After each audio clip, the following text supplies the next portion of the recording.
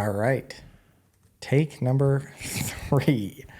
Hopefully this works this time, that we're actually going to get this off the ground. But thank you for everybody for tuning in to the Bookly Podcast. And if you are listening and not watching, or you didn't read the episode description, today we actually have a guest on the podcast, which is kind of a big deal for us because we haven't had a guest in a while. And actually, just kidding. I think this episode is coming out after Olivia's going to be on an episode. So maybe we'll have 2 guests in a row, which is also kind of a big deal. We've been struggling to get guests on the show. But people might actually think that you like having guests if you have 2 in a row. I know. I do. You know. I'm trying to get more people to come on, but I mean that's been the biggest. You got to read better books. Read better books. I read good books. Read these communism books. I chose today's book at the very beginning of the year for turn your dang phone off. Was that you? Okay, relax. Just kidding. No, I chose this book at the very beginning of the year, knowing that you would be the guest on it, because the very first thing you said to me when I started the podcast was, "You read lame books," and that all the books, all the books that I read are sad and depressing, and you're like, "Oh, they're so This book is sad and depressing." Yeah, this book is and sad you liked it. Every book you ever tell me to read is also sad and depressing. So I don't understand why at the very beginning you're like, "You read crappy books," because I read good books. I like most of the books that I read. Oh my gosh! Except for actually the last couple. I've read a couple bad ones recently. So, dude, I've read some killer books lately. Really? What have you been reading recently? And we've had some more technical difficulties, but... What in the light fixture? Did your house just burn down? What is going on? Dude, I have no idea. Oh my gosh. Why did the light turn off? Your house is just shorting. Oh my gosh. Either way, while you're sitting there, what books have you read recently? What is that plugged into? Oh my gosh. It's plugged into my other computer. Don't worry. Hold on, relax. Well, while you're just fixing the other computer. While you're fixing it, just go and just tell us what books you've been reading recently. Okay. Man, you're never going to be invited back on the podcast at this point. Dude, relax. These tech issues are the most exciting thing that's happened lately on this podcast, okay? Oh, whatever. And it's funny that you're the one with the tech issues, considering that you're like the tech person. And meanwhile... I know. I don't have tech issues when I work.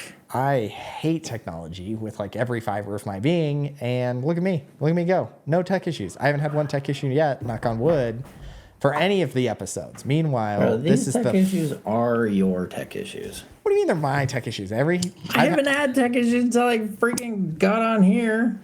I've had you are my 3rd remote podcaster and the only one with tech issues. So there's one new, what is that called? One new factor in this scientific method here, and that is you. Don't scientific method me. All right, you haven't answered my question yet. What books have you been reading that have been good? Okay, you just said that you've been reading a bunch of books. Relax. One's a textbook and it still counts. What do you mean it's a textbook and it still counts? It's this one. That looks awful. Learn and Go. Yeah, that looks awful. Okay. The Silent Patient. Which was an episode of the podcast, and you, again... I don't understand why you think I only read... What? You always say I always read bad books. Dude, 50% of the books you read are just like, somebody liked this somewhere. Oh my goodness. Whatever. They're called classics. I am going to figure this out. Is that the only other book you've read? It's just The Silent Patient? Silent Patient, and I finished this one yesterday. And no, it is not fairy porn. There's actually only one very brief, nondescript sex scene in it. Oh my goodness. It was honestly really good. Yeah, I can't wait for the movie adaptation. I have heard from a lot of like 20-year-old women that it is very good. So I'm glad that you fit into that same demographic of readers. I think that's probably where... You are honestly going to read it eventually. I think that's probably where our just different taste in books comes from, is that you read as if you were, a 20-year-old woman. And All I know is I have read people who real come up and books. talk to me, and they're like, I want to know your opinion on this book. That happens all the time. That's okay? because you're the only... That happens all the time. That's because you're the only boy I know that's read that book. The only other people that I've ever met in real life that have read that book are women. That's all I have to say. It's the POV of a woman, so I get why a lot of women like it. Yeah. Hold on, it's on the white light. Your POV is also of a woman at this point. So there we go. Get out of here, dude. I'm glad to have your womanly POV on this one. Dark Matter. This one, more sexual, more descript, and this was your idea. Well, yours. Yeah, whatever. It was my idea. No, I was excited about this book. Okay, so for anybody who doesn't know, this week's book is Dark Matter by Blake Crouch. And I've been trying to start off every episode just kind of going over the summary of this book. So in case anybody hasn't read it, I just read the summary from Goodreads. So I'm going to go ahead and read that real quick to fill everybody in case they have no idea what this book's about. All right, so it is. Jason Dessen is walking home through the chilly Chicago streets one night, looking forward to a quiet evening in front of the fireplace with his wife, Daniela, and their son, Charlie, when his reality shatters. Are you happy with your life? Those are the last words Jason Dessen hears before a masked abductor knocks him unconscious, before he awakens to find himself strapped to a gurney surrounded by strangers in hazmat suits, before a man Jason's never met smiles down at him and says, "Welcome back, my friend." In the world he's woken up to, Jason's life is not the one in the world he's woken up to, Jason's life is not the one he knows. You read books? I know, it's bad. I can't read aloud. I'm like, I still... It's that pressure. It's that 7th grade yes. popcorn reading pressure. Yeah, I get it. That's how I feel. His wife is not his wife. His son was never born. And Jason is not an ordinary college professor, but a celebrated genius who has achieved something remarkable, something impossible. Is it this world or the other that's the dream? So that's the... There's more. No, that's the whole thing. Yeah, it's just copied and pasted from the back. Oh, wait. Is there more? Oh, yeah. Maybe there is. And even if the homie remembers is real, how can Jason possibly make it back to the family he loves? The answers lie in a journey more wondrous and horrifying than anything he could have imagined. One that will force him to confront the darkest parts of himself, and even as he battles a terrifying, seemingly unbeatable foe. Man, that was rough. That was the worst book description reading I've done yet on the podcast. That was... This reminds me of the revolution that I've actually started. And I actually have comrades who will wage war against you. I think his name was Read a Book Foo-Foo. And I recruited him. I can't remember what that comment said exactly. Oh my gosh. Yeah, there was a comment on one of my videos that basically said that reading books is not the same as listening to books. And I think you would lose wait. And you would lose a debate so bad that you might never do a podcast episode again. I know, that was a rough comment. But what I will say, is that I do agree that it is not the same. So I will concede that it's not the same. I just don't think it's the same. I just don't think that one is lesser than the other. I do think they are different skills, but I think they're equal in like ability to comprehend. Like, I don't think you comprehend more from reading than you do from a book, but you do if like you've developed that skill more than the other. Does that make sense? Like, I actually get less out of reading books physically because I've developed my skill of audiobooks. I think audiobooks is just as much of a skill as reading is. It's something that you have to practice, honestly. Yeah, it is something that you have to practice. So when there's a level of convenience that you just can't, like, it's unparalleled. So for the Court of Thorns and Roses, there's a little Amazon oopsie happened. They sent me a couple books. Did they really? And I returned one, yeah. And I also have a bunch of Amazon credits, or Audible credits. And so I... also had the audiobook. So this Court of Thorns and Roses, I listened audio and read. Mm-hmm. And I more of it was audio than reading. Just because, like, we went to St. George, and so there's 4 hours there and 4 hours back on the audiobook. And then when I go to the gym, there's 45 minutes to an hour on the audiobook. And while you're like brushing your hair and shaving your legs and all hell. doing your nightly facial routine, you're How are you gonna listening. make fun of, dude? How are you gonna make fun of me after you just atrociously butchered the back of this book? Okay. How about you just read one book this year? I read parts of a book, the last one that I read, which was nice. the Road. We got our first tech issue. Oh my 10 gosh! minutes Just in. skip over it. You can hear cut me out. now. It's fine. You're okay. You read what book? I read What book was parts it? of Say it again. The Road. And the reason why I did that was well, that sounds because awful. it was, people hate the way it was written. And so I wanted to kind of experience the way it was written as well. And it was written awful. So the author doesn't use any quotation marks or commas or any punctuation whatsoever. And so it's just written like a giant block, He's just periods, right? periods, and that's it.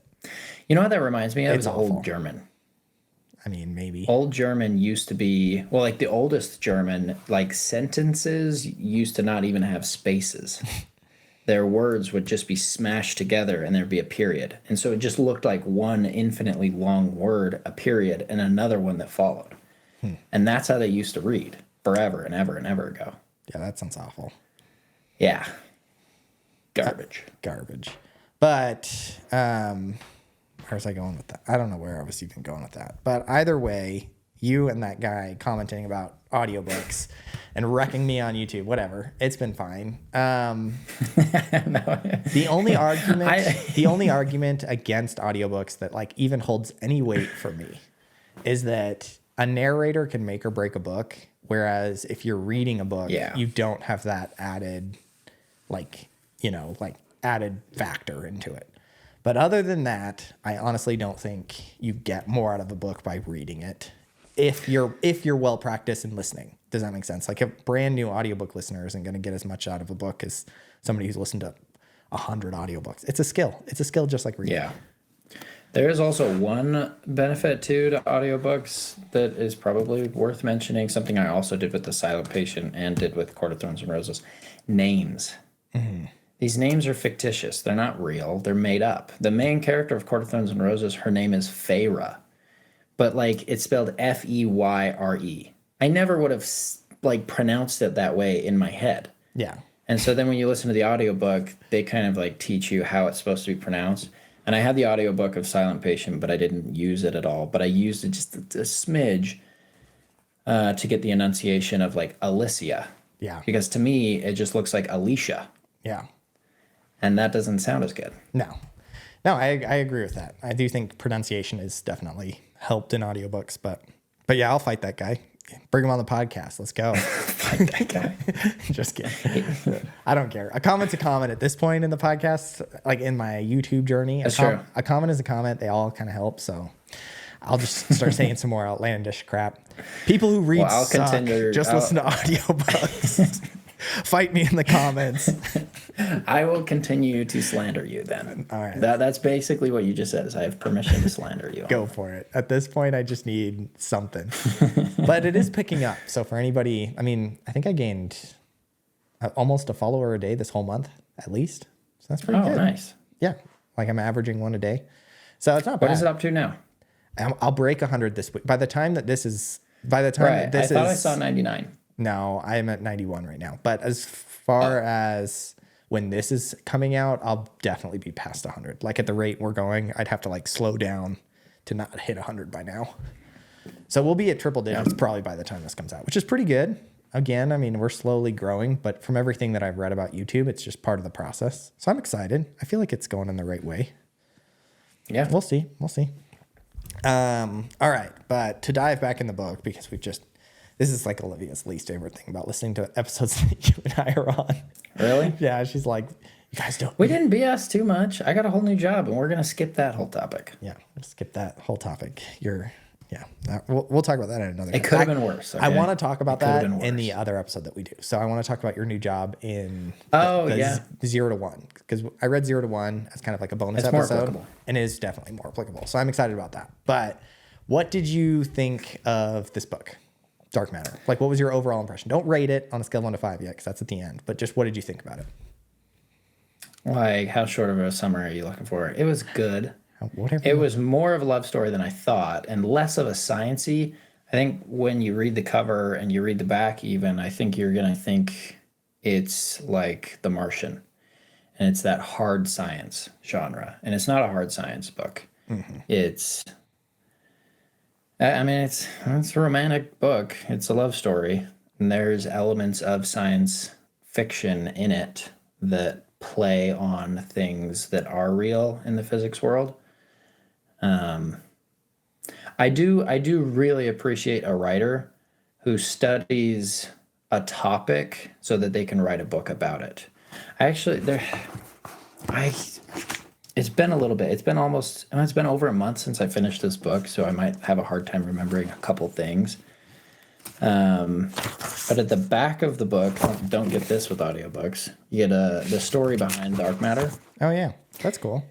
I read through this. I swear there was somewhere in here where he actually talks about who he worked with in order to learn some of the kind of more in-depth sciencey topics. Can you really learn though about like?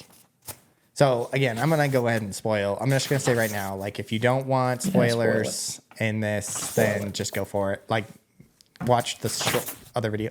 All right, you flipping pages is driving me nuts. Holy cow, that is so loud. Is that loud? Oh my gosh, Really? yes. Flip pages quieter, just like a little bit. It's ASMR. Oh my gosh. No, but yeah, so we're going to go ahead and spoil it. So can you even study like multiple dimensions? Like what is that? What is it called? It's called like quantum mechanics. Is that like actually a science? Because that's not proven. There's people who do that for their job. But it's not proven, is it? Like it's not that's a theory, right? Isn't it quantum theory? There's not like any actual like hard proof about the idea of like the quantum. But isn't gravity just a theory? No, I'm pretty sure that's how it works, right? So you're equating quantum. So like quantum mechanics is real. Yeah, quantum mechanics. Real. Yes, quantum mechanics, but not like multiple. Is everything in this is parallel dimensions real? You know what? Yes, and there's actually a part in the back of this book that talks about it. What? It is a real thing, but this book accesses those parallel dimensions, those alternate realities where we've deviated from different decisions, and it's this infinitely splitting universe. I mean, they're real in the same way that numbers are real. So just for anybody who just doesn't know what this, so basically when I read the summary of this book, so the main character, Jason Dessen, he gets kidnapped and ultimately gets put into switched with another Jason from a different dimension. And the entire book plays off of this idea of the many worlds interpretation.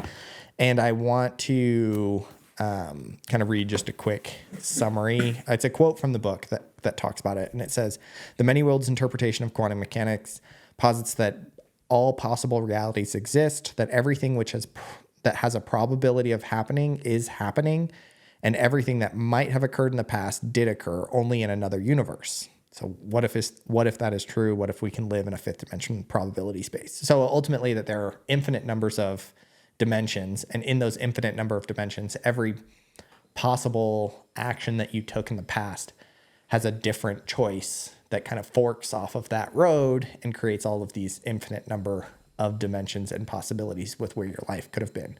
So the entire book is based on this premise of like the what if premise, like the what if, like that's what the author says that he wrote this book about. And he wrote it about the, like the what could have been was kind of the premise of this book. It's like all of the decisions that you made in your life, what could have been if you had made a different decision. And that was the overall premise of this book. So, but I just don't know how like actual sciencey multiple dimensions. Well, it plays on that principle. Do you remember in high school, I swear you've probably seen the video, whether you remember it or not, who knows, but there's that video of the science experiment where they're shooting particles through slits. So there's some surface that could block particles, but there's slits in it. And as they observe the particles shooting through and they shoot it onto a gold foil or something like that, the particles will pass through the slits and create a pattern that kind of mirrors what the openings are in the wall that can block some of the particles. And then when they take the camera away and they don't observe and they run the experiment and then they look at that gold foil sheet, there's no pattern. There's no, it's as if the slits weren't there. And that's kind of that's a big part of how they kind of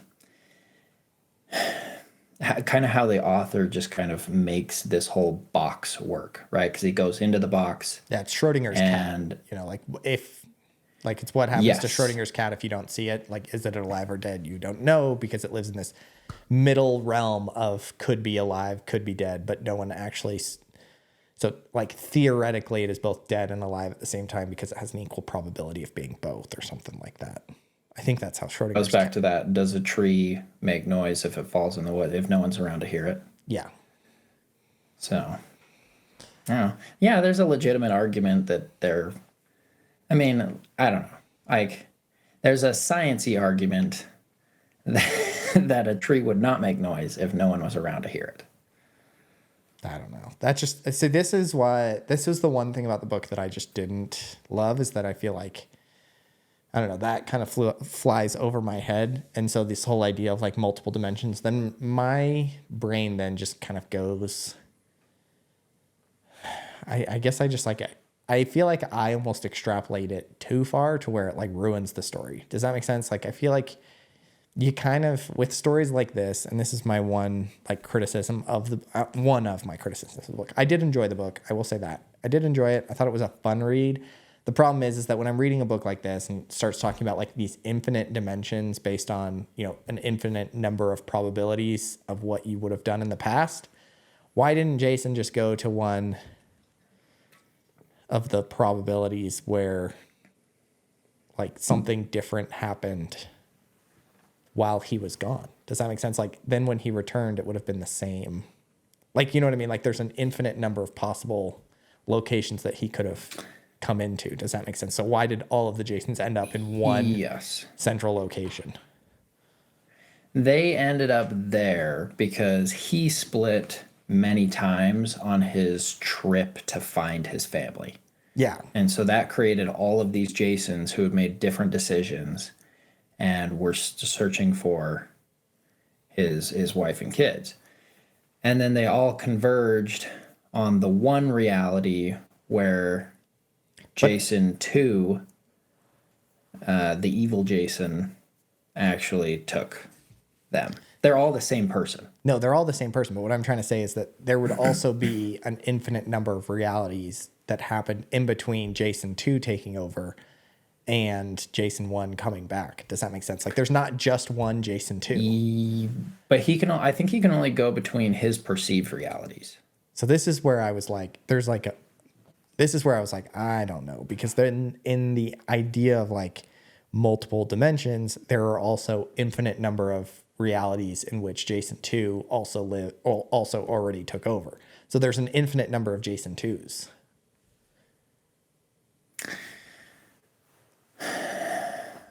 Right?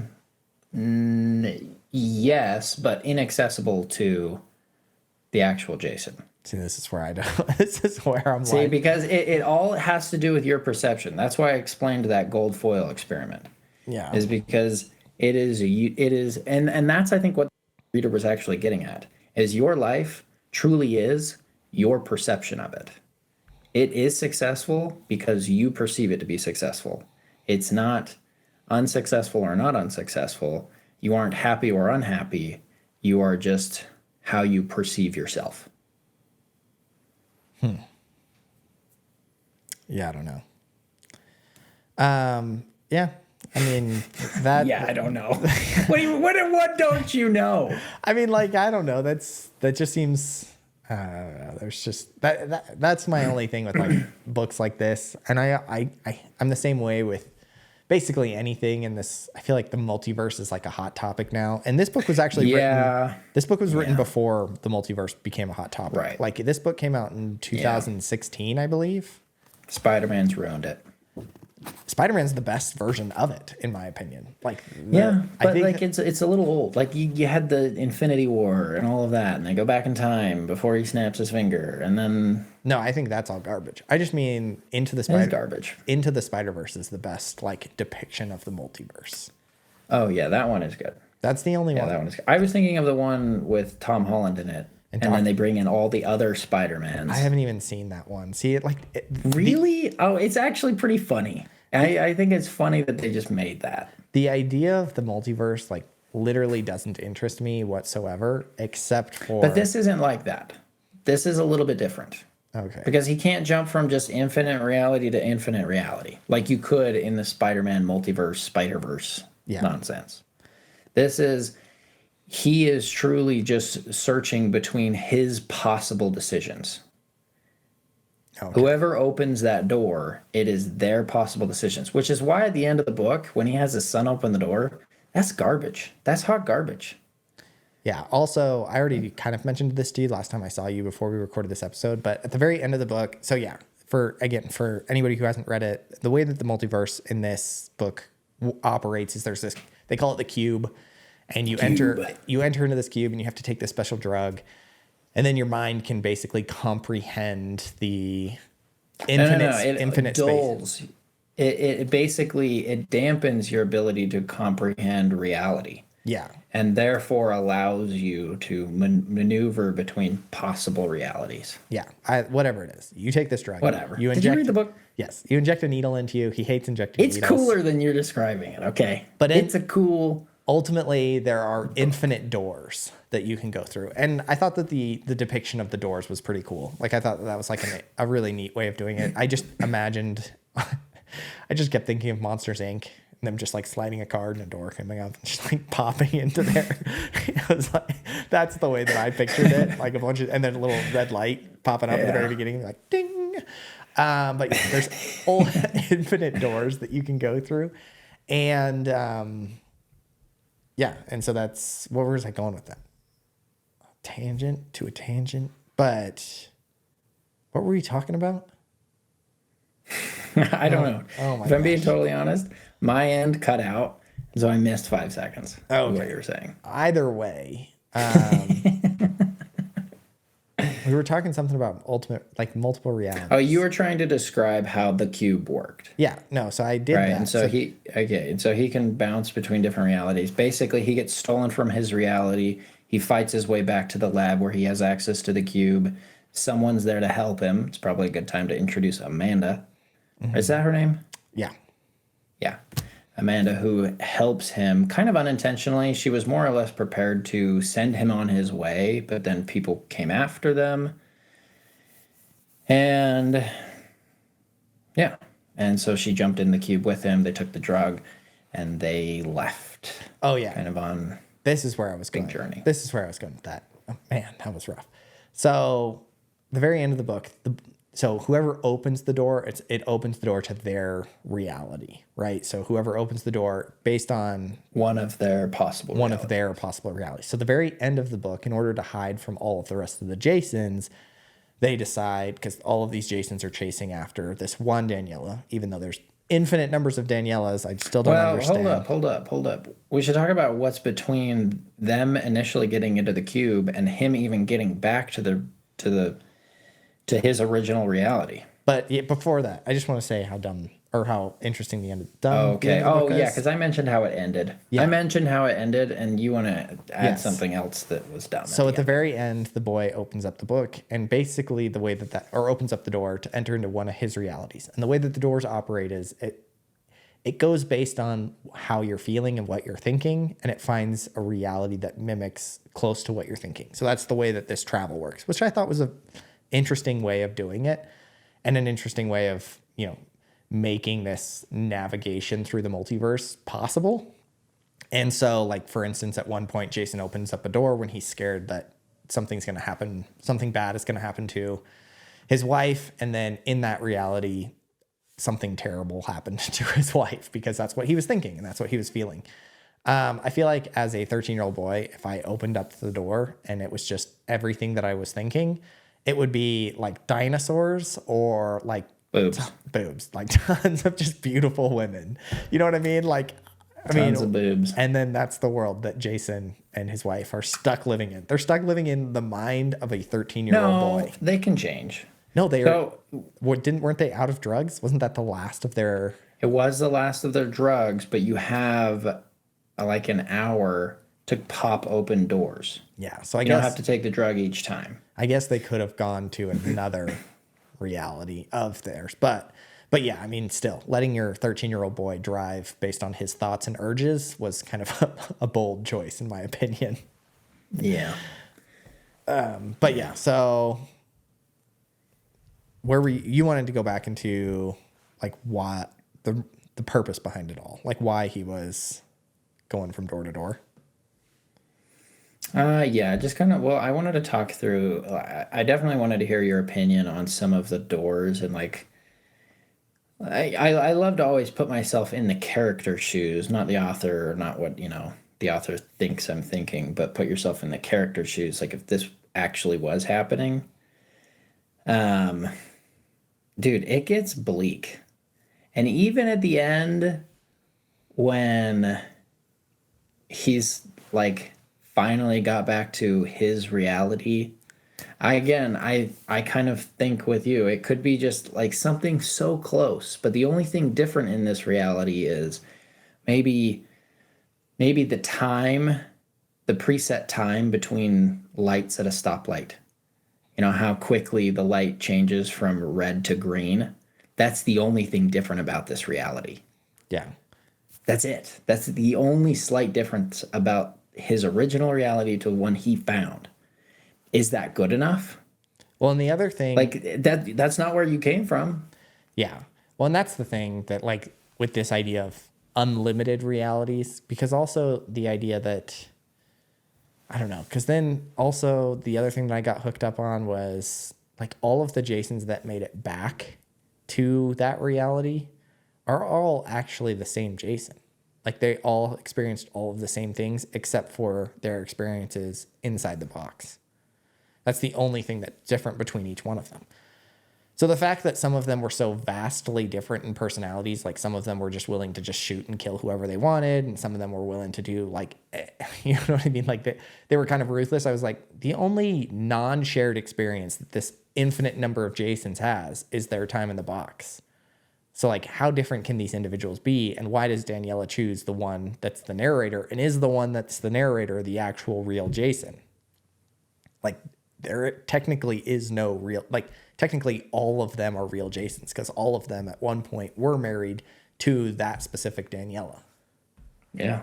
You know what I mean? Yeah, they were all living a happy life, being a teacher. Yeah. And being very content with their life, loved it. All of them went out for ice cream and didn't come back. Yeah. Yeah. And that's why I like the Spider-Verse multiverse the best, because they all have like in the second Spider... definitive. Yes, they all have their own like multiverse like code, essentially. You know what I mean? Like in the second, Sure. Have you seen the second Into the Spider-Verse? You know, where they like, where he goes, yeah. Where is he there goes, 3 or is there just 2? There's just 2 so far. But you know, where at the very end, when, you know, he ends up going back to his Spider-Verse, and it's like, whatever, it's got a special code name to it, and it sends him back to the one with the spider. It sends him back to the one with the original spider that bit him. You know, I like that each dimension has its own specific code, instead of like this idea of infinite of the same. Does that make sense? Like Into the Spider-Verse has infinite dimensions, but they're all different. Whereas this one has infinite of the same. If this was real, and in theory, it could be real. This is what it would look like. It would be infinite. Yeah. It would be like this. It wouldn't be a dinosaur. Spider-Verse. It wouldn't be Dinosaur Spider-Man or... No, I get that. But for me, it just like conceptually is so like plot hole wise, I feel like the Spider-Man one doesn't have as many plot holes as this one does, because of the the magnitude of infinity means that there True. will always be plot holes. Does that make sense? Like you can't take it too Yeah. seriously because like theoretically there were infinity Jasons getting back into the cube, and meaning like there will be in that one universe infinite Jasons that make it back to that one universe, and there will end up being, you know, millions of Jasons flooding Chicago because of how infinite scales. So that's like it's hard to write a book like that without plot holes. You know? Yeah, and definitely like something I was thinking of towards the end of the book too was he's like I kind of foresaw he was going to have to leave this reality. Like when there was this many people there that were all ready to shoot and kill and murder him for his wife and kids. Yeah, like he was going to have to leave. There's no staying there. There's no defeating the infinite army. But then also like there's also a chance that other Jasons that made it back to similar realities and left with their wife and kids, there's an infinite number of those that then let their 15-year-old son open doors. So they're gonna bump into each other. And like you said, they used their last vials.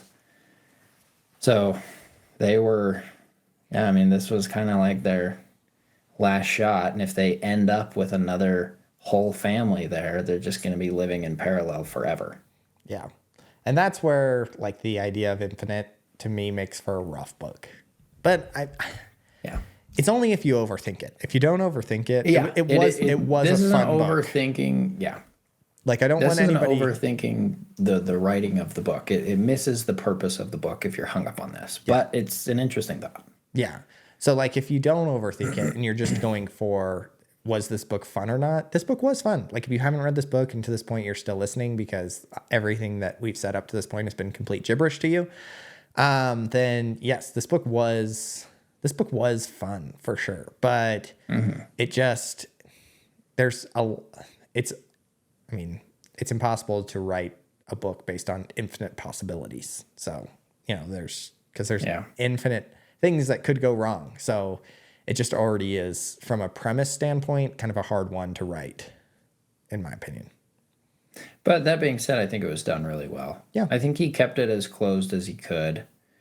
Kind of ignored some of those major big questions, regarding infinite possibilities, and kind of limited it to just a lot of possibilities rather than just infinite number of possibilities, but still made it feel like Jason had to wade through an infinite amount of pools searching for the one he came from. Yeah. No, I agree. I think the author did a very good job. Now, if I had to come up with a premise to this book based on the description of the book, because this is not at all. So when I went in reading this book, did you think it was going to be a multi-dimensional book, like with parallel universes and stuff like that after reading the summary? Did you get that from the summary? Like the back of the book? Yeah. Or I didn't read the back of the book before I read the book. Oh. But from the title, dark matter has to do with kind of, I don't know. I knew there was something on a subatomic level. Whether it was going to be, because like, honestly, what I thought it was going to be is dark matter is going to be used to achieve some FTL speed. So like a faster than light speed. And then even if you have like FTL transmission, you still get this pseudo time travel.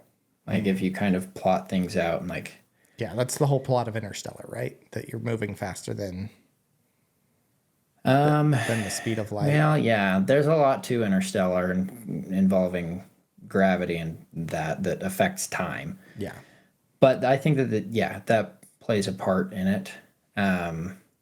But yeah, time travel is a big, like if you have faster than light, you have time travel at the same time. Can't have one without the other. Gotcha. And so I kind of thought there was going to be that. I liked this more than my initial guess.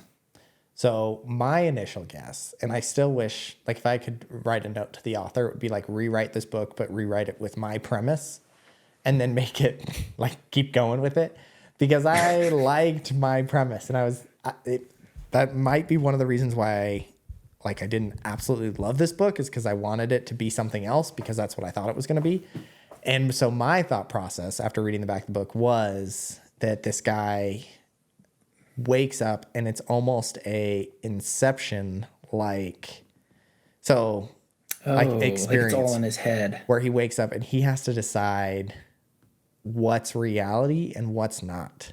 Like, is the dream that he was living reality, and like how to get back to that reality? But that was all induced through like almost like a VR like experience, but more of like a cognitive implant kind of thing. Like somebody implanted an entire life into his life, and he wants to go back to that implant and escape his reality. So that was kind of the idea that I thought this book was going to be about. And so when it turned out to be like this multi-dimensional one, I was like, go back to my idea, please. Like, and honestly, I thought it was because all of the realities here are all real. Yes. They're all as real as the original. And I wanted them to be original idea fake, and you had to get back to the real one, not the right one. Yes. And so, and I thought it was going my direction, honestly. This is how like bought in I was to my idea, because you know, when he, at the very beginning, he meets his friend in the bar, right? He meets his friend of like the who he could have been friend, the guy who's winning this major award. Sure. And the guy, what was that award called? I don't know. But the guy talks to him about award. A drug that like makes your mind like something to do with reality and your mind. And so in my mind, I was like, this friend is going to drug him, and then he's going to wake up from this reality and he's going to have to like figure out which Daniela is real. And did his friend drug him now, or did his friend drug him to move him into a new reality that's fake? Or was the original reality fake? Because he can't tell between the drug or the real life. And so he's trying to go back and forth between this like implanted reality and real reality, and try to figure out which one, like what life is actually real. And it all is like his friend playing with him ultimately, and trying to decide, like, and him being like in this existential crisis between like, does reality matter if you're like so bought into a fake reality? And that was kind of my premise of the book. Like, and so then when it like didn't turn out, I was like, I kind of like my premise. Like, I feel like that'd be a good book. Yeah, that is really interesting. This kind of makes me think of an interesting question. Did you see the article and there's a couple videos too about the first Neuralink? Yeah, I did. I didn't see anything about like what the guy said after it got implanted. I know you skipped there for a sec, so I just kept going. So I did see the first Neuralink person got in there, but I didn't see anything about what he said like post implant. I just saw that it worked. Like, has he said anything? Has he come forward and said like it was awesome? Can you hear me? Yeah, I'm back now. Okay. So all I said was, I did see that it was successful, but I haven't heard from his opinion or read anything from his opinion of like, is life awesome now with Neuralink? Like, did he do anything super cool with it? Yeah, I kind of looked into it because I mean, like, of all the beta programs that Elon Musk's, devout customers have been a part of, being a part of like the beta for the Tesla pales in comparison to being a part of the beta for Neuralink. But so he's a quadriplegic due to an accident. He broke some vertebrae or something like that. And so basically, I think right now all the Neuralink implant can do is read brain waves and transmit them out. It actually doesn't go back the other way. So like they can't implant anything. And basically they are reading brain signals on certain frequencies, and it only reads at a certain frequency. So he couldn't control things while he's dreaming, because while you're dreaming or sleeping, you have a really low frequency, and then it only kicks in at that medium frequency. And when you're focusing, that's at its highest frequency. And so he kind of has to focus in order to control a mouse and keyboard. So basically the implant is just a fancy mouse and keyboard. Oh. I think it could do more. Like, I think it's kind of like a universal remote type thing, but like if that universal remote really like went to everything, like imagine now they create an interface with a Tesla. So now this quadriplegic can actually drive just as effectively. In fact, possibly better. I don't know. I don't know about better, but I mean, the idea that it could be better is fathomable now. Yeah. Yeah, no, one of the things that he said that he did after getting the neural implant was he overnight binged Civilization 6. It's a video game. Played it all night long because now he can actually interact with a computer. And so, yeah. Nice. Elon Musk helping out video game nerds. Yes, but my question... Quadriplegic video game nerds. Very, very small demographic of people. But he's there for them. He is there for them. No, if theoretically, if an implant could give you kind of this, let's say, vivid dream state, right? Let's take your idea plus Inception idea, and now let's mash that together. And let's say when you went to sleep, you could live a very vivid dream. Would you want to? I mean, a very vivid, reoccurring, stateful dream, meaning you pick up where you leave off. Well, and I don't know, because that's ultimately kind of like the premise of the book in my head, again, was this idea of, say you were in that dream, like say you were put into a coma and you were in that dream for 30, what felt like 30 years, but maybe it was only like, a week. And you experienced an entire lifetime in that dream and you developed relationships. Like, is that not actual reality because it's technically dreaming? Or is, like, what is reality when, like, you actually have physical and emotional, or like, yeah, physical and emotional connections with other individuals, whether, even if you're dreaming. And so that was kind of the idea behind my book, was like, I say my book, what I thought this book was going to be about was kind of based on the back of the book, was kind of this dilemma of like him trying to get back to what he thought was reality, but not actually being reality, and kind of towing that line between realities, like trying to discuss, like trying to come up with that ultimate point about like, what is reality? If, the reality, Right. so every one, but I think you're playing reality could be different, but yeah. I think you're playing into the author's kind of the whole point of the book anyways, where your reality really is just your perception of it. And so it plays into your argument. If reality is just how you perceive it, and it isn't there when you don't perceive it that way, then how you perceive, let's say, this dream reality, it is real. yeah. By this definition. The only difference is that mine doesn't play into this infinite universe idea. Right. And so there's far less plot holes, Yeah. in my opinion. You know what I mean? Like, there's far less plot holes because there's only the two realities in which they live, and it's trying to like navigate between those. Yeah. And you still kind of get a sense of the point of the book where, like, you're supposed to make your life what you perceive it to be. And, it kind of, it plays into that whole happiness is a choice type thing. And in your book too, you're writing this book now, by the way. I know. Now I'm stuck. Yeah, you're screwed. Like, it's still like happiness is a choice is the center of this fictitious book we've come up with now. Yeah. So if anybody's listening and wants to write a book and write it with me, I've got ideas. I just, in case you guys didn't listen to the first 5 minutes of this podcast, can't read and also can't write. So, so I need somebody to write it for me, obviously. But I've got an idea. That's pretty decent because that's the book I wanted to read and I couldn't read it.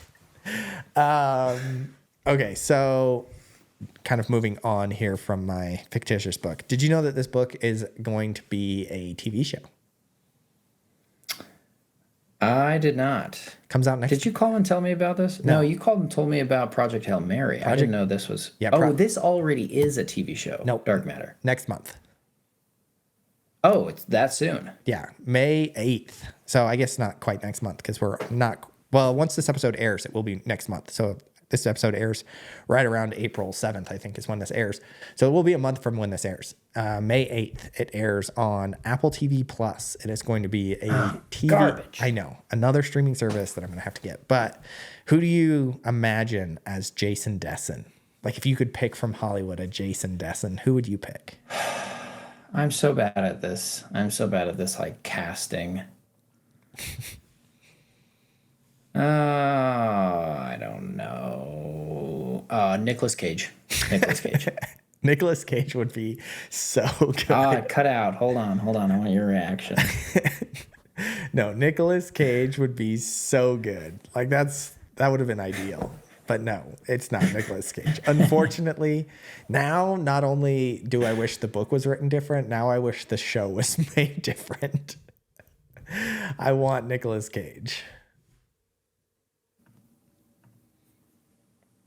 Yeah, Nicolas Cage would be hilarious. Next guess. You get one more. You get one more guess, and I'll tell you who it is. I don't know. Are they super famous? They're not super famous, so I guess you'll never get it. You know what we could do? We could do like a John Hamm. John Hamm could do this. John Hamm would be a good one. I actually like who they cast. So they cast Joel Edgerton, who's like he's the guy from Warrior, but not Tom Hardy. Oh, I cut out. Oh, so they cast Joel Edgerton, who's the guy from Warrior, but not Tom Hardy. You know, the brother, the teacher. And he's also also the coach. That works. He's also the coach on Boys in the Boat. I don't know if you saw that one recently. I didn't see that one. But yeah, he's a good one. Yeah, I like him. And then they cast Jennifer Connelly as Daniela, who I also like. She's the lady friend on Top Gun Maverick. Oh yeah, she's not Hispanic. No, she's not. Is she Hispanic? Oh, interesting. The book Daniela is Hispanic. Is she? I thought she was Spanish. Like. Oh, maybe I just that went European. Way over my head. I thought so, but maybe I don't know. I can't remember. But yeah, I thought that was pretty. I'm pretty excited actually to watch that. I think it'll be good. I'm interested to see. I think it'll make for a good movie or TV show. You know what I mean? Like I feel like the author. Is it a TV show or is it a movie? It's a TV show. So I think there's like 8 episodes planned or something like that. So I feel like the author writes like a TV show. You know what I mean? Like some authors write and it would be kind of hard to adapt to a movie or a TV show. I feel like this author writes very easily adaptable. That's true, but the science fiction genre in general, I think it's very difficult. I think it's probably the most difficult. Well, no, fantasy is harder to adapt into a TV show or a movie, but science fiction is definitely close to as difficult. I think with the TV show, if they do it right, they have more time to explain the science so that it seems feasible, like it seems real. That's where I like books, TV shows, movies. If it doesn't seem like it could be real, then I might as well have not read it. Yeah. Like it's pointless. It's fictitious. I hate it. Which is why you love A Court of Thorn and Roses so much. That is a fantasy book, and it took me a minute to get into it. This is the first fantasy novel I've ever read. Really? I tried to read Aragon. You remember that? Yeah. With the dragon. I actually love Tried to read that in high school. Couldn't read that in high school. You liked that? Oh, yeah. I've heard lots of really good things. I just couldn't get into it. I just didn't like the fantasy novel. What about I would consider Harry Potter fantasy. Did you like Harry Potter? Have you read Harry Potter? No, my dad read to me when I was really young. How old was I when he read me Harry Potter? Honestly, it was terrifying. That's how old I was. Okay. So 13 or 14. You were still wet. wet in the bed at night. You're ridiculous. No, honestly, it was before we moved into our house in Highland. We were in Lehigh. I must have been 7 or 8. Okay. And he was reading me Harry Potter, and it was cool, but it was especially we read the first 2 books. The Basilisk Dude, that thing haunted my dreams forever. And yeah. But, I don't know. I liked it, but I wasn't reading it. Okay. So I don't know. Yeah. All right. So I wanted to kind of go in. So one cool thing that the author does with this book is he actually like annotates some of the like most success. I don't know what it's called. Like the parts of the book that people quote the most, like the most quotable parts of the book, people reference the most. He actually goes and annotates some of them. And so I got to learn a little bit about kind of the author's view on this book. And some of the things that I kind of thought were really cool was, so I'm going to just read a quote here and then I'll tell you when we're talking about what the author said. But the quote here from the book is, "It's the beautiful thing about youth. There's a weightlessness that permeates everything because no damning choices have been made, no paths committed to, and the road forking ahead is pure, unlimited potential." I thought that was that's kind of in essence what the book is. It's about all of these roads not taken. What road are you going to take? In the book, it's the road between, Daniela and Jason choosing to either follow their careers or get married. And so but the author says here, when talking about that quote, he says, "When I was writing Dark Matter, I was in a low point in my life, much like the character Jason Dessen. I was looking back on all the roads not taken and feeling envious of my younger self. I tried to channel that energy into my protagonist. This was hands down the most personal thing I had written up to this point."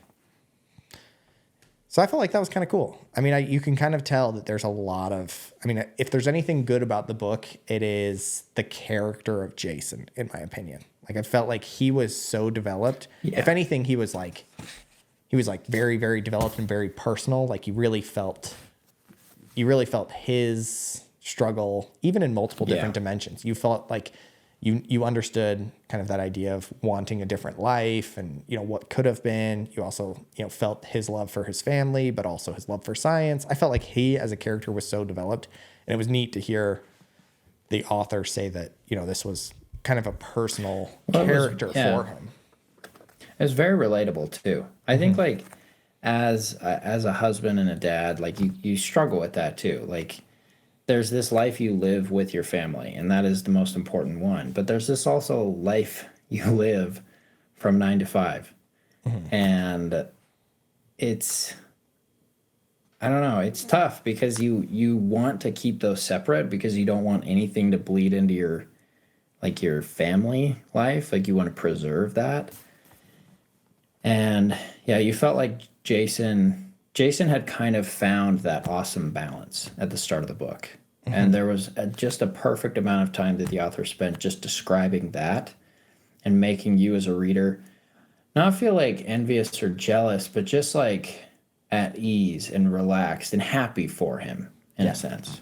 Yeah, he really was kind of living, his best life. He had made all the choices. Yeah. And he had given up quite a bit, but he was just but he was happy with it. Yes, he was just so happy with it, which I think was, kind of the idea behind the book is like, it doesn't matter what choices you've made or what you've given up, you can be happy with your choices because Jason found happiness. I also think Jason too was he was kind of what made that premise true. Because Jason too, so for the listeners who maybe haven't, Jason 1 is like you're from the POV of Jason 1 the whole time. And then there's Jason 2, and he's the bad guy. Jason 2 is always the bad guy. It doesn't matter how many Jasons there are. Jason 2 is the bad guy. He's the one he's the mad scientist who invented the cube, went in and took Jason away from his reality. Well, when Jason 1 was in Jason 2's reality, which also, why did he put him in his reality? That was stupid. I'd like thinking that your life is so amazing because you have this awesome career and you're the only one who just is missing this little thing, but everybody wants to be you. Like, they described it in the book. That's never a reality. They described it in the book that Jason 2 wasn't, he did do a bad thing and that he, stole this man's life. But he justified that to himself and rationalized that he wasn't doing something bad because he was taking Jason 1 and putting him into the what could have been life. You know, Yeah, like he was giving him that science career that he could never have always yeah, had. he never had. And so it was a way for him to not feel bad about the decision that he made. So that's why he sent him back, is because he didn't want to be a complete monster and kill him.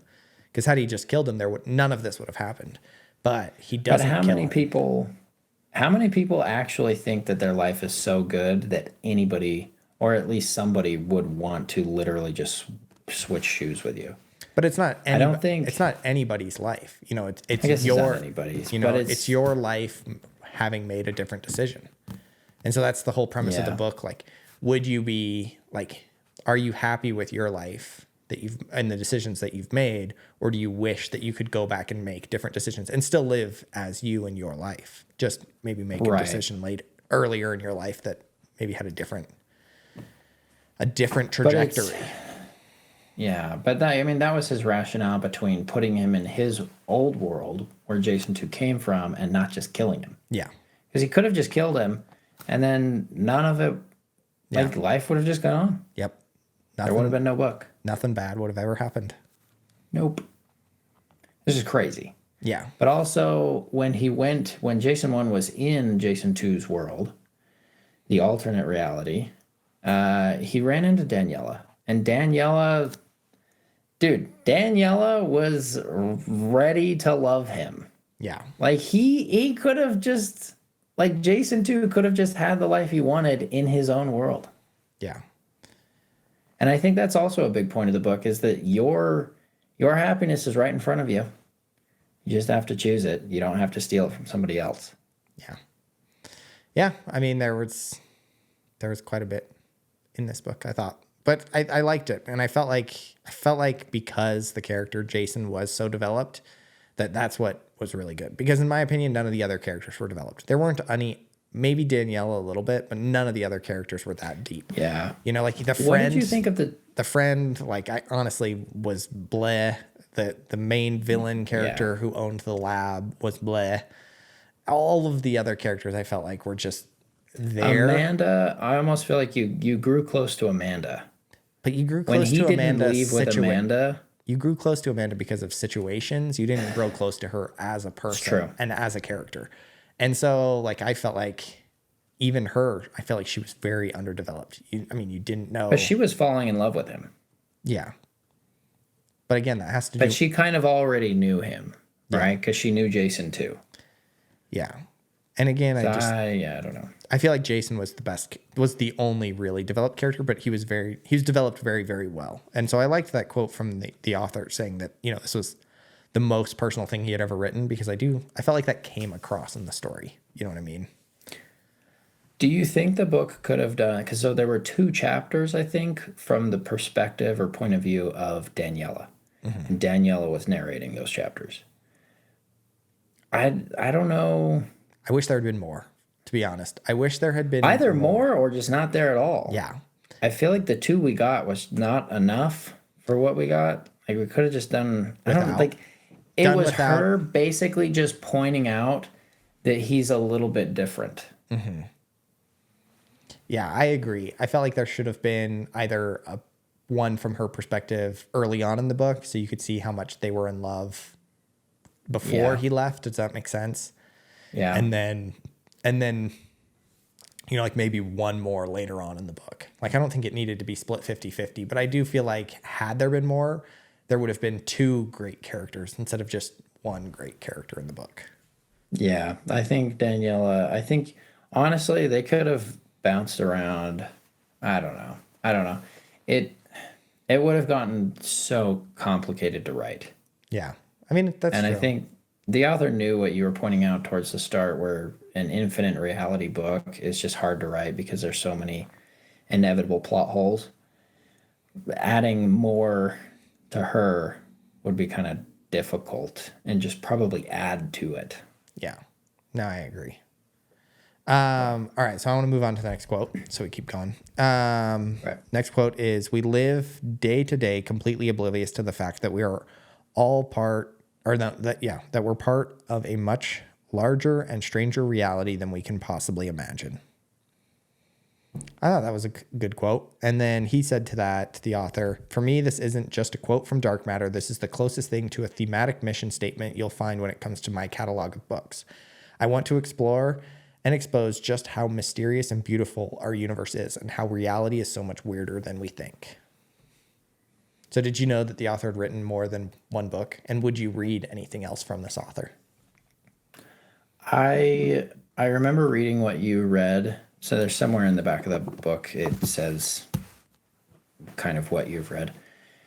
So that's how I knew he read, or he wrote more books, but I did not know during or before that he had written other books. I think I could. I don't know, the author. It's kind of like Alex. What's his name? McCandless. Yes. Thank you. The Silent Patient author. He's written other books, but I don't even know if I'll read it. Yeah, I don't know. apparently his books are not as good as The Silent Patient, which is hard to do because honestly, The Silent Patient's amazing. So It's understandable that it's not. yeah. But apparently apparently there are like, he's written like 12 or so books, but there are 3 that like people really, really like. There's Dark Matter, Regression, and Upload, I think, are the 3 that people really like by Blake Crouch. So, I mean, I don't know. I might read one more of his books and just see. But they kind of all follow this same kind of theme of weird universe. What is reality? Like honestly, my book idea would fit right into his theme and his kind of thinking of the world. So I just thought that was interesting. I probably will. Of all the sci-fi authors I have read books from, like there was, The Martian and Project Hail Mary. Andy Weir. Same author. Yeah. And then there was Ready Player One and Ready Player Two, and then also Armada. So that's 3 books from that author. Can't remember his name. I don't ever remember his author's name, so terrible with that. And then there was also Head On and Lock In, both really good sci-fi books. But yeah, I guess I have more of a habit of that than I thought, but I don't have any immediate plans to. Okay. Now, honestly, the next book in the series for the A Court of Thorn and Roses, and also Final Empire by Brandon Sanderson. Yeah, I need to start Final Empire. But yeah, I don't know. I definitely won't read them this year because my slate's all booked up, but I think I might choose one for next year. Like I think I want to read Upgrade. It sounded pretty good. Like it was a good enough book that I do want to explore more from the author. You know, sometimes books like turn me off completely, but this was a good enough book and entertaining enough that I'm like, yeah, I would want to read it again. Before we give our reviews of the book, I do want to read. I always go to Goodreads and I read both the 5-star reviews and the 1-star reviews, but because I want to know what people thought. You know, like what did people really love about the book and what did people hate about the book? It just helps me critically think about books and also, you know, kind of evaluate my overall thoughts. I do that after I read a book because I don't want it to sway me going into a book, but I do like doing it after I read. But the people who write 1-star reviews are always, they're just funny people. And I just want to read one of these 1-star reviews for you because it made me kind of chuckle a bit because I thought it was hilarious. So this 1-star review was: "The best part about theorizing about the multiverse with infinite realities is that somewhere there is a version of me that chose not to read Dark Matter. The use of the multiverse to justify an infinite number of realities and thereby claiming that anything will happen is a cheap narrative device that the author widely abuses by the end, ultimately creating an infinity loop of boredom. Unfortunately, we live in the reality where this awful book got published." This is a terribly heartbroken soul right here. This is a terribly heartbroken soul who really just like couldn't connect with the love story that it was. Yeah. I mean, this is somebody who I just laughed reading it because it plays off of all of the themes from the book. So I thought it was very well written review. But I laughed because I was like, yeah, but it does nail kind of the point of my biggest criticism of the book. It was just this idea of infinite realities. And then the author decides when to use infinite realities and when not to use infinite realities. Like in actuality, there would be infinite Jasons that showed up to that one reality because it would just continue on forever and ever and ever. And so, that's my biggest, I don't know, plot hole loop of the whole thing, which is kind of what this guy was saying too. But I just thought his review was hilarious because it was just funny and well written. But yeah, but for the most part, it got a pretty good review on Goodreads. I think it has like almost a 4.2, 4.18, which is like really good on Goodreads. So yeah, anything above 4 is super good, isn't it? Yeah, anything above 4 is good. So people really liked it. I mean, it was the runner-up for 2016 Science Fiction Book of the Year. Like, it was pretty well. Oh wow, what did it lose to? I don't know. It's like one of... Wait, you got to Google that now. No. I did look it up. I didn't know what it was. I should have written it down, but it's like part of a series. So it's like people like love series books. You know what I mean? And it was like one installment of like a very beloved series. Okay. But yeah, so overall, pretty good book. So what would you rate this book on a scale of 1 to 5 for fun and 1 to 5 for importance? 4 for fun. I thought it was really fun. And it was really good, like, like it had a good message. Mm-hmm. It was fun and it felt good. Yeah. As far as importance, like people need to read this. I think for some people, this could be really what finally clicks with them and like helps them understand that happiness is perceived. And kind of self-interpreted, if you will, like the different, realities that. You cut out again. Bummer. Go back. On a wide scale, it's not super important. So honestly, probably a 3 or maybe a 2 even. Okay. I think for me, on the fun side of things, I would give it probably 3.5 for fun. Again, it's the multiple realities, like this multiverse trope that is just Marvel has blown up to just be like beaten like a dead horse at this point. It's not my favorite of all of the types of science fiction. And so it was probably a 3.5 for me, but I did really enjoy the main character, and I thought that the mystery behind it was fun and all that kind of stuff. So it was enjoyable. I just don't love multiverse stories in general. And then for importance, I would probably give it a 2 for importance. I do think that it was like, I don't know, it's a good science fiction book. So like, again, if you want to try to understand science fiction, I think it's good. I think the whole message behind it was good. I do think, this kind of path not taken mentality, I think a lot of people get caught up in that, like the what could have been if I had done this, or if I had made this choice or done this. I think a lot of people get caught up in that. Yeah. And so I think kind of just reading this book and realizing that life can be good no matter where you are, I think is important. So I would say that it's a 2 for importance and then a 3.5 for fun for me. So yeah. Awesome. Well, that is perfect timing because apparently my Mac's about to die because I didn't plug it in like an idiot before we started. Nice. But no, that was great timing. So I guess we're going to do 0 to 1 at some point. And we're going to release that as a bonus episode. But what's the next book that we're reading? Is it Mistborn? Is it Yeah, it's the Mistborn series. So Mistborn is I know that's honestly it's so confusing how he named these. I know. And like people, dude, the Brandon Sanderson cult is insane. Is insane. Like people are. You're gonna piss people off with ever even just talking about the book. Okay, and because like they're savages. Okay, dude, they're insane. Dude, Brandon Sanderson is like a cult. For sure. No, it's a Mistborn series, and then the book 1 is the Final Empire. Okay. Yeah, so that's the next one we're reading. So that'll be fun.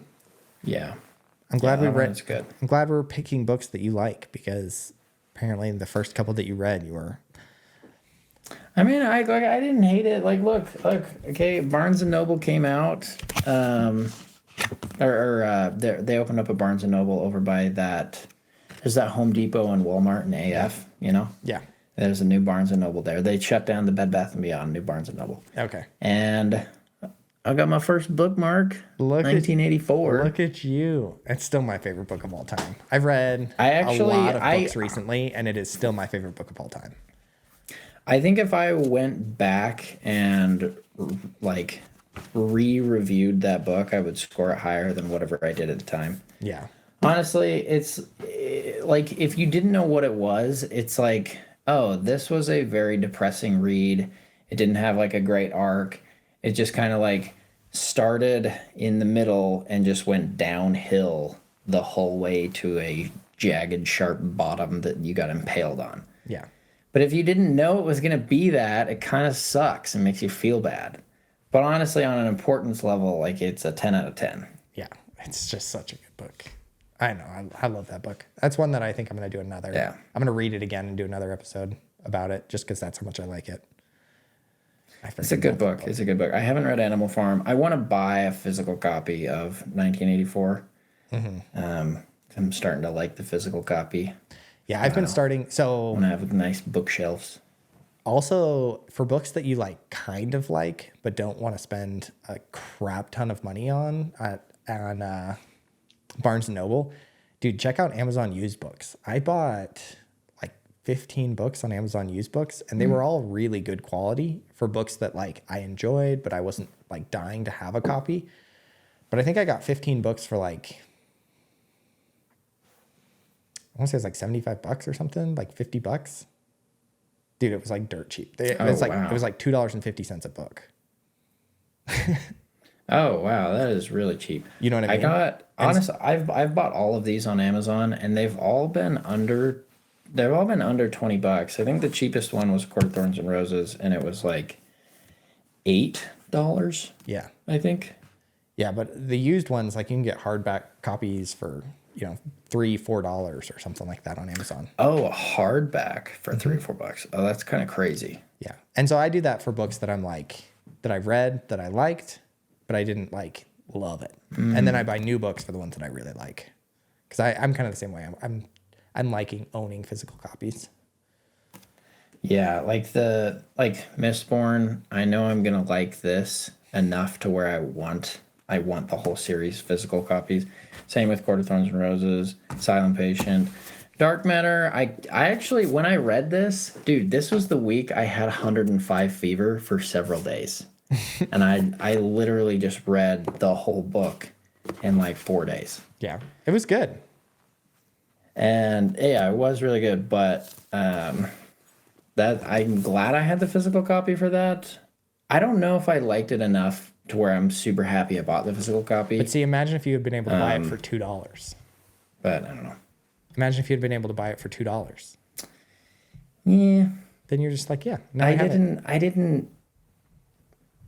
enjoyed it. All right, but we're going to go ahead. I didn't spend a lot on it. We're going to go ahead and wrap this episode up because my laptop Wrap it up. literally is going to die here any second, and we're already finished. But I wanted to and if I have to watch your face freeze, if I have to watch your face freeze one more time and then guess what you said the last 4 seconds, I'm going to blow my brains out. Oh my gosh, whatever. Well, thanks for joining the podcast. Thanks for listening. And for anybody who's still listening, make sure that you like this video, comment if you ever want to see Josh on a podcast episode ever again, because we'll just kick him off if you don't want to see him. So I'm going to be the new co-host, by the way. And then if you are listening on Spotify or Apple Podcasts, make sure to leave us a 5-star review, or any other podcast place. Leave us 5-star reviews. We're starting to stack those up, which has been nice. So let's keep it rolling. It's been good. So thanks for listening. We'll see you next time.